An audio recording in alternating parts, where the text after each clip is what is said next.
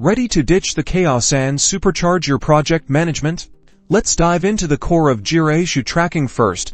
What even is an issue? Think of it as a single point of work, like a task, a bug, or a feature request. We'll see how to bring these into Jira. Your Jira dashboard is your mission control. To start, we need to create a project. You can click to create project, give your project a name and choose a template best suited for your team's purpose, whether it's software development, project management, or something else. Selecting a project template will help setting up the workflow and create dedicated issue types in the future. Now, let's create an issue. Click which issue type best describes your work. Is it a task, a bug, or a story?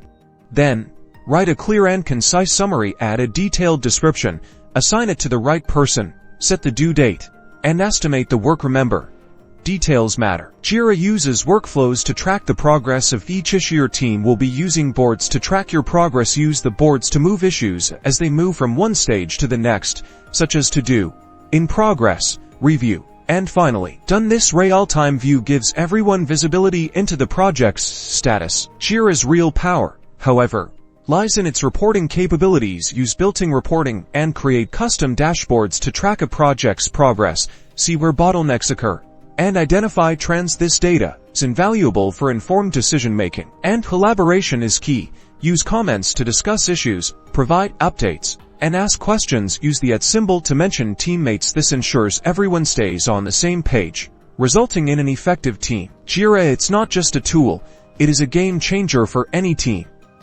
Start using Jira's issue tracking capabilities today to bring organization, collaboration, and clarity to your projects, and watch the magic happen. Thanks for watching.